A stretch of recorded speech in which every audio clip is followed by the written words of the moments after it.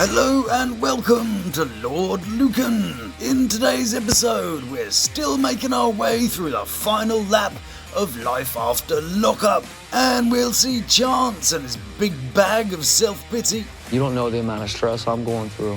Then OG Cam does a bit of zoology. Man, them ducks is mutated. And we'll take a look at the stars of the next season of Love During Lockup. So then, my wonderful viewers, a warm welcome back and a hearty hello to the newest member of the Lukan Manor, Lady Amina Grant. If you're new, please offer the subscription button a buttery crumpet and share a cup of tea with the like. Right then, you beautiful people, let's go see what Chance is up to after that fight at the bar. I wonder if he's thinking about anything other than himself. I feel like I don't deserve anything right now. Nope. And Yeah, good job, Chance. And he asked to go in and talk. Probably, about himself and stuff.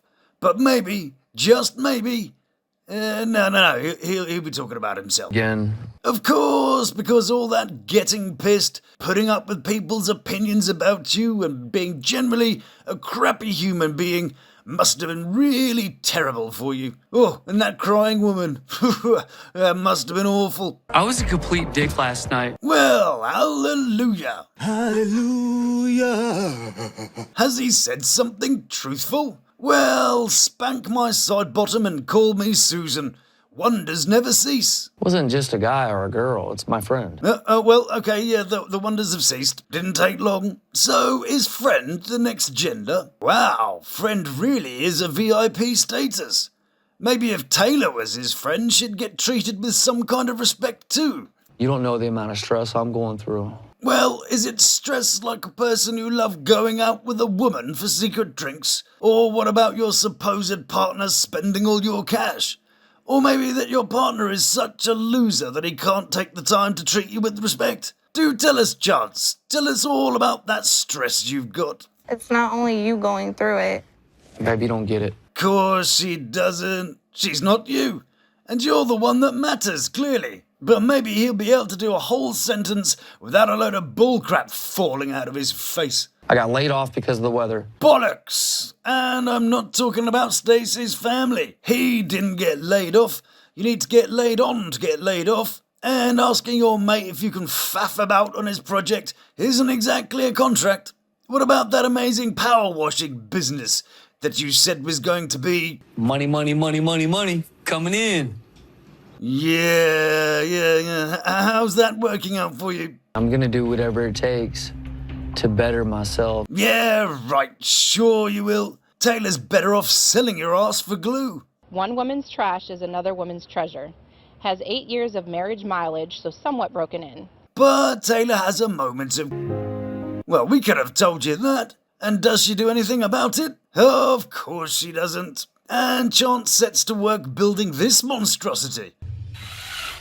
And what on earth is that? Some kind of kids' playhouse? In the house? I bet it's really well made too. I think he saw Sean and Sarah's hot tub in the living room and thought, I can do better than that.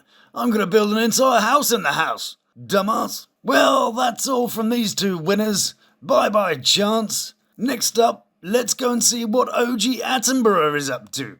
Man, them ducks is mutated. But OG Tooltime Taylor is very proud of himself. It was a proud moment for me to be able to show them the fruits of my labor. Fruits of your labour? What? You mean the house Aris already had? Or do you mean that amazing garden furniture? Y'all know I put all this together by hand, right? Wow. You didn't put all that stuff together, did you? Blimey. OG home improvement on the job.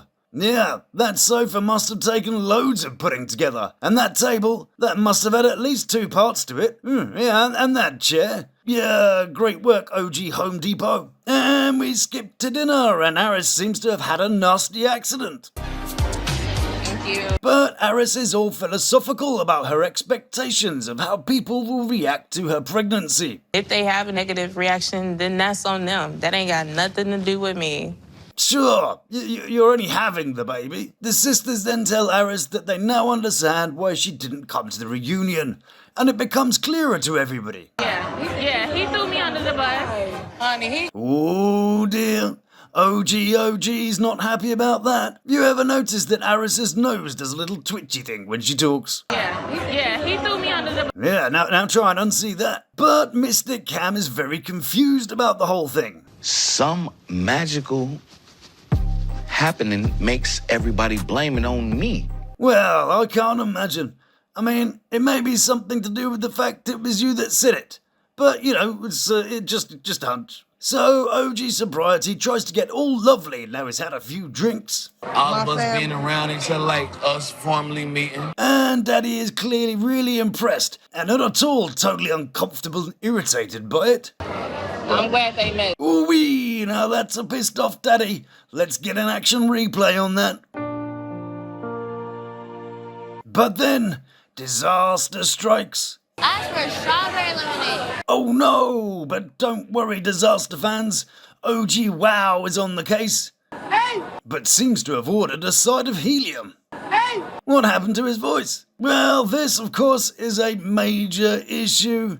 Oh my god, how could they have brought the wrong drink by mistake? I mean, the liberty of some people. Hey, OG Cam, why don't you react in a nicely balanced and reasonable way? Hey, baby. One of the things I love about the sisters is that they make an effort to include Lena and make her feel wanted and part of it. While OG Crazy Face does some gurning in the background. But Aris is feeling good about merging the families, and they all raise a cookie toast to the new baby.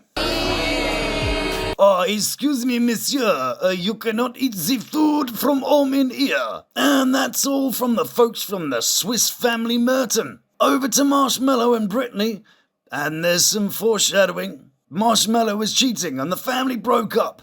And then this happens. Go. Oh, you better go get it.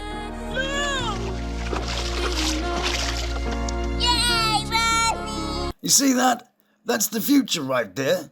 Giovanni's stepping up to bring things under control, being there for his siblings because he knows that's what the man of the house should do, and his little brother looking on at his hero. And hopefully that's it from Marshmellow, because no one really cared about his stupid filler story anyway. Speaking of stupid, let's go and find out how Dirty Derek and Slow-Mo's story ends. Last time we saw them, Dirty D had proposed to Slow-Mo and we were waiting for an answer. Will you marry me? And Slow-Mo says... Yes. You stupid woman! Yeah, wrong hand, dumbass. But Slow-Mo gets round to telling us one of the things she likes about Dirty D. He's just so inviting. Yeah, I think that's one of his problems, inviting all those women to chew on his doggy bone. So, they have a strange delayed action kiss. Okay then, Dirty D, are you gonna be a faithful man? I put my jersey in the rafters, man. I retired, man. Retired that. It's over with, man. Yeah, sure you are. I don't think you're any more convinced than we are. You can see it sinking in as he says it. And you can see his little soul leaving his body. Sure, it'll be fine. And then they bring the episode to a close and give a little sneaky peeky into what happened after the crew went home. Montana Millz released a track from 6 years ago and was booked to play for another 12 people again. Sarah loved her boobs, and Sean never looked her in the eye again. Jeffrey got a fake hand fitted and has something in a box. Well, I've got no idea what that's supposed to be. They try and tell you it's a ring, but well, it doesn't look like one. Slow-Mo and Dirty D are planning a wedding slowly. Well, that's no surprise, is it? But not to worry, Lockup fans. There's a new series of Love During Lockup coming in July, and it's got some great new characters. There's an emotion-y, cry-y one that loves himself a bit too much, the one that thinks she's the main character and a bit of a Katy Perry Kardashian, the slutty one that looks like Predator's sister, and a Justine replacement who totally doesn't really have a load of jewellery from Etsy. And between then and now, I'll be recapping old school Lalu, so please come and join me for those. Until then, my fine people, stay beautiful. Love to my three. You take care of yourself.